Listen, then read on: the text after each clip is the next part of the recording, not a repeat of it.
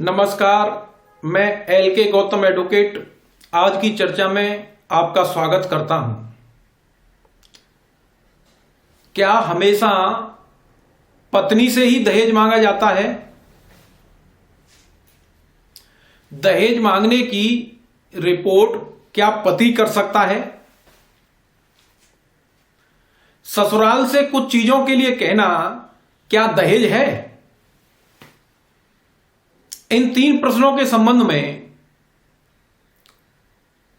कुछ बातें आपके सामने रखना चाहता हूं।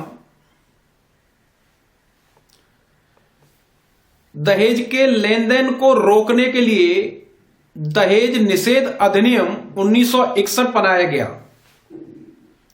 और यह अधिनियम स्पष्ट प्रावधान करता है कि देश में दहेज के लेन देन पर रोक है, लेकिन उसके बाद भी परिस्थितियां इस तरह पैदा हो गई हैं कि लोग दहेज मांग रहे हैं अथवा दहेज मांगने के संबंध में झूठी रिपोर्ट दर्ज करा रही है। अब दहेज को समझते हैं। इस अधिनियम की धारा 2 ये कहती है कि कोई संपत्ति या मूल्यवान वस्तु विवाह के समय, विवाह से पहले, विवाह के बाद किसी पक्षकार द्वारा किसी पक्ष से मांगी जाती है, किसी पक्षकार के माता पिता या रिश्तेदार द्वारा दूसरे पक्षकार के रिश्तेदार माता पिता से मांगी जाती है और यह मांग शादी के संबंध में होनी चाहिए, इसके अलावा नहीं, तब दहेज है। यहां वधू पक्ष को अलग से डिफाइन नहीं किया है कि दहेज वधू से ही मांगा जाएगा, ऐसा यहां कुछ भी नहीं है। यहां दहेज के संबंध में दोनों को अधिकार दिए गए हैं, वधू को भी और वर को भी, दोनों को अधिकार है। कोई भी पक्ष दहेज मांग सकता है और अगर कोई पक्ष दहेज मांगता है तो वो अपराध है। यह अधिनियम कहता है मांगना, लेना, देना यह अपराध है।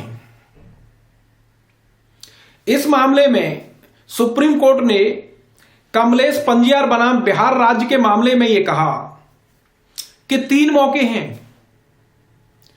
शादी की बातचीत करने से पहले, शादी के समय और शादी के बाद। यह तीसरा मौका जो शादी के बाद का है यह अनंत है, इसकी कोई समय सीमा नहीं है। लोगों में एक भ्रम यह भी रहता है कि दहेज 7 साल के भीतर ही मांगा जाएगा, यह भ्रम है। कोई समय सीमा नहीं है, किसी भी उम्र में आकर के कोई भी व्यक्ति दहेज मांग सकता है और यह दहेज की मांग अपराध है। अगर पत्नी भी मांगती है तो भी अपराध है। कमलेश पंजियार का मामला यह भी कहता है कि शादी के संबंध में, यानी शादी से, शादी के लिए अगर इसके अलावा कोई उपहार या धन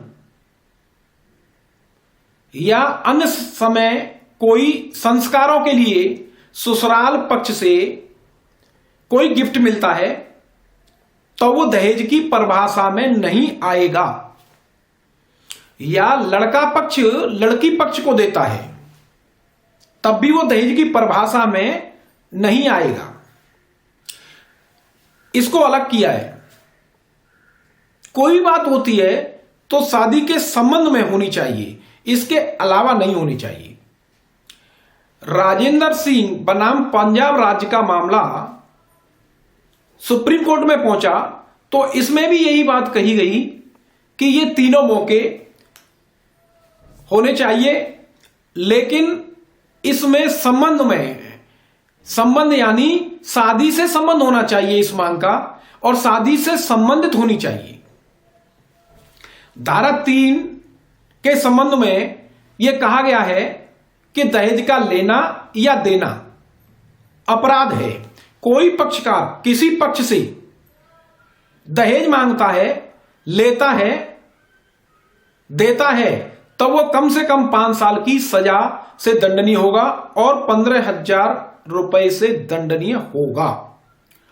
यदि ऐसा व्यक्ति कोई अमाउंट मांग रहा है तो 15,000 और वो अमाउंट जो भी अधिक होगी उससे दंडनीय होगा।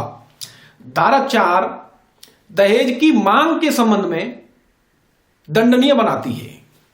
कोई पक्षकार यथास्थिति वर या वधू प्रत्यक्ष अप्रत्यक्ष किसी रिश्तेदार से, किसी संरक्षक से कोई दहेज की मांग करती है तो वो मांग कम से कम 6 माह और अधिकतम 2 वर्ष तक सजा से दंडनीय है और 10,000 रुपए से दंडनीय है।